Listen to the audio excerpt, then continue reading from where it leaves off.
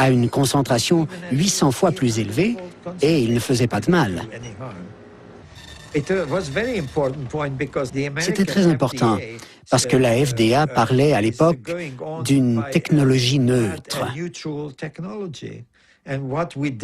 Nous avons dit et publié que ce n'était pas le gène en soi qui était le problème, mais la technique d'insertion. Tandis que les premières cargaisons américaines de soja transgénique arrivent en Grande-Bretagne, Arpad Pusztai donne une interview à la BBC en accord avec sa direction. As a scientist actively working on the field, I find that it's very, very unfair to use our fellow citizens as guinea pigs. Je crois qu'ils ne me pardonneront jamais d'avoir dit cela. Monsanto a tout de suite compris l'importance de nos résultats. Ils étaient déjà au courant avant la diffusion de l'interview, parce que l'Institut de la recherche agricole d'Écosse recevait beaucoup d'argent de Monsanto.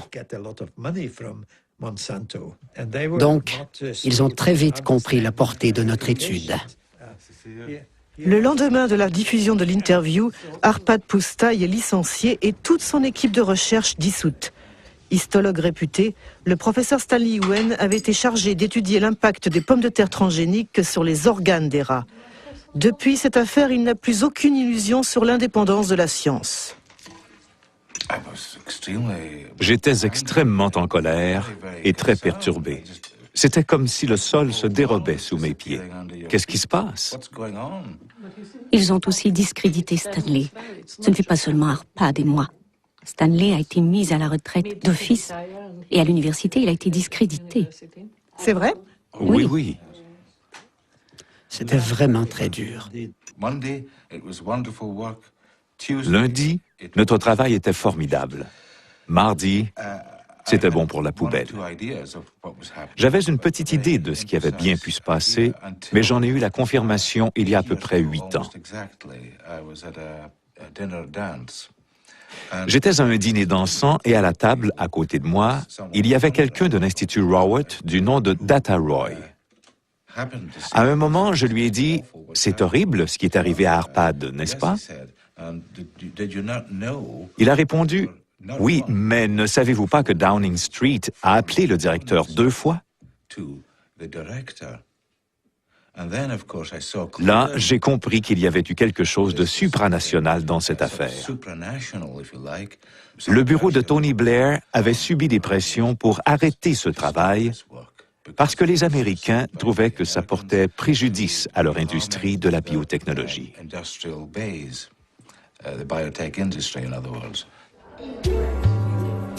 L'affaire d'Arpad Pusztai a entraîné un rejet massif des OGM en Grande-Bretagne, soutenu par Greenpeace. Au point qu'un an plus tard, Robert Shapiro, le PDG de Monsanto, a accepté de participer à une téléconférence organisée par l'association écologiste.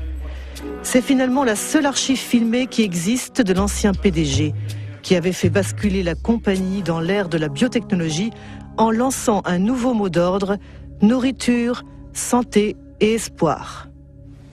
Monsanto made huge efforts to push its products in every direction with the full support of multinational food manufacturers, retailers, communications firms, regulators, even governments.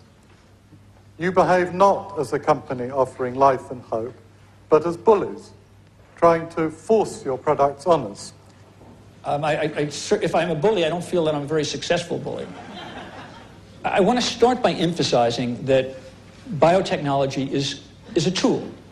Biotechnology in itself is neither good nor bad. It can be used well or it can be used badly. The products that are on the market have been reviewed through the regulatory processes that society has established in order to assure not only safety, but the environmental safety of the products themselves.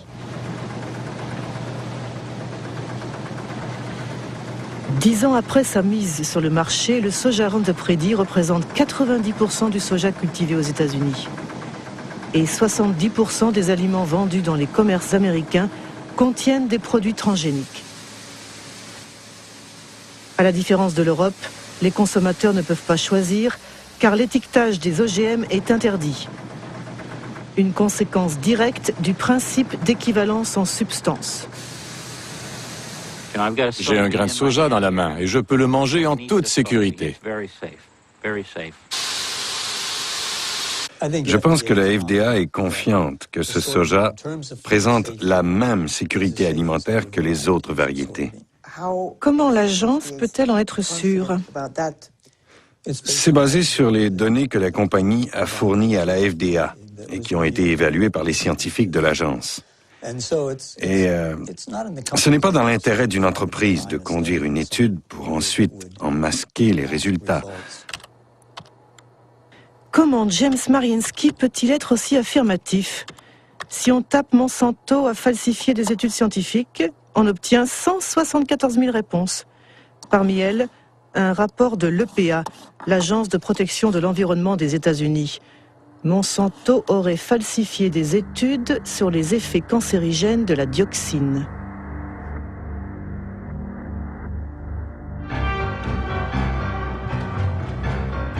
L'histoire commence à Nitro, dans une usine de Monsanto qui fabrique un herbicide puissant appelé 2,4,5-T. En 1949, une explosion a provoqué des effets inattendus. 228 ouvriers ont développé une maladie très défigurante, la chloracné. L'origine, c'est la dioxine, un sous-produit hautement toxique que contient le 2,4,5-T.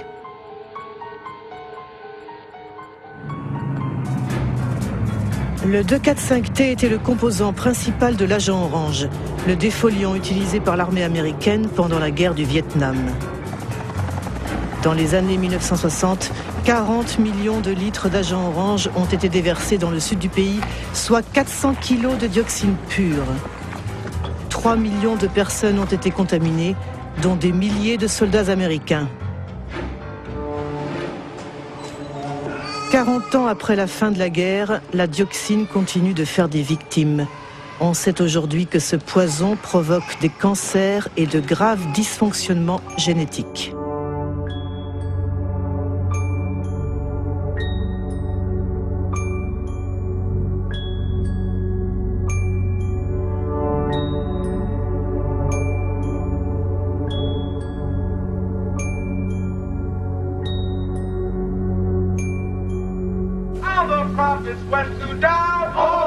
En 1978, alors que les vétérans américains portaient plainte contre les fabricants de l'agent orange pour obtenir des réparations, Monsanto a sponsorisé des études sur les effets à long terme de la dioxine. La compagnie a payé des scientifiques pour comparer l'état de santé des travailleurs exposés 30 ans plus tôt lors de l'accident dans l'usine de Nitro à celui de travailleurs non exposés. 2 personnes connaissent très bien ce dossier. William Sanjour, qui dirigea le département des déchets toxiques à l'Agence de protection de l'environnement, et Gerson Smoger, un avocat qui défend les vétérans de la guerre du Vietnam. En 1990, le docteur Kate Jenkins, une de mes collègues à l'EPA, a rédigé un mémorandum à propos d'allégations selon lesquelles les études réalisées par Monsanto présentaient des défauts. Si elles avaient été conduites correctement, les résultats auraient été à l'opposé de ceux trouvés par Monsanto.